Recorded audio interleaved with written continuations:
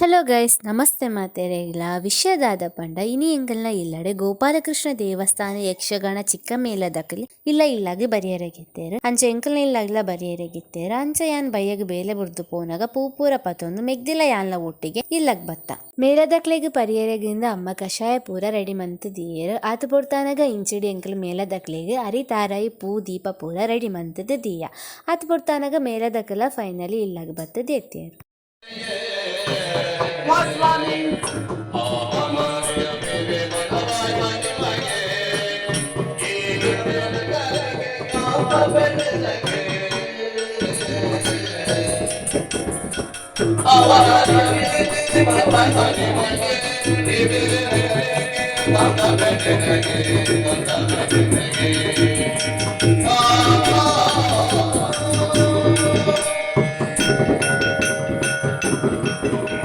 ಸ್ವಾಮಿ ಸತ್ಯಭಾಮ ಆಶ್ಚರ್ಯವನ್ನೇ ಕಾಣುತ್ತಾ ಇದ್ದೀನಿ. ಸುತ್ತನಗೊಬ್ಬದಿಂದಿರುವವರು ತಾವು, ಆದ್ರಿಂದ ನನಗೂ ಹೋಗ ಆಶ್ಚರ್ಯ ಚಿಕ್ಕಿತಳಾದೆ. ಯಾಕೆ ಬಲ್ಲಿರ ಸುತ್ತಲೂ ನೋಡಿ ಅದೆಷ್ಟೋ ಮಂದಿ ಸ್ತ್ರೀಯರು ಸೇರಿದವರಿದ್ದಾರೆ. ಆ ಸ್ತ್ರೀಯರ ನಡುವಲ್ಲಿ ಯಾವುದೊಂದು ಪರನಾರಣಿಕ ನೀವು ನಗುತ್ತಾ ಇರುವಿರಿ.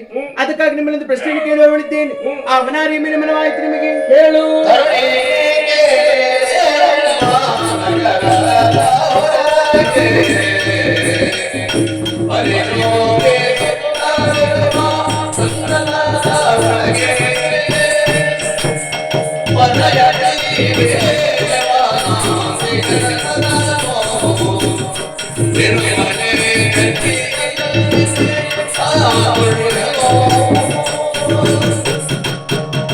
ಸತ್ಯಭಾಮ ಪರಮ ಪಾವನವಾದಂತಹ ದ್ವಾರಕಾಪುರದ ಹೊರಗೆ ನಂದನಾವನದಲ್ಲಿ ವರ ಎತ್ತಿ ಕುಳಿತುಕೊಂಡಿದ್ದಾನೆ.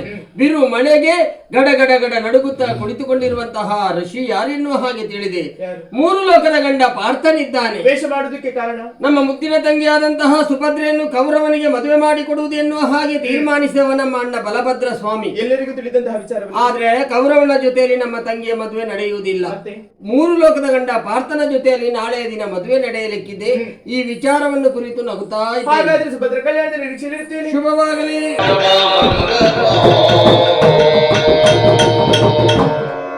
ಯಕ್ಷಗಾನ ಪೂರ ಮುಗಿದ ಬೊಕ್ಕ ಆರತಿಲ ಅನ್ನು ಕಾಯಿಲೆ ಕೊಡ್ದು ಅಕ್ಲು ಕಷಾಯ ಮಾತಾ ಪಡ್ದು ಪಿದಡಿಯರು. ಓಕೆ, ನನ್ನ ನೆಕ್ಸ್ಟ್ ವಿಡಿಯೋ ತಿಕ್ವೆ.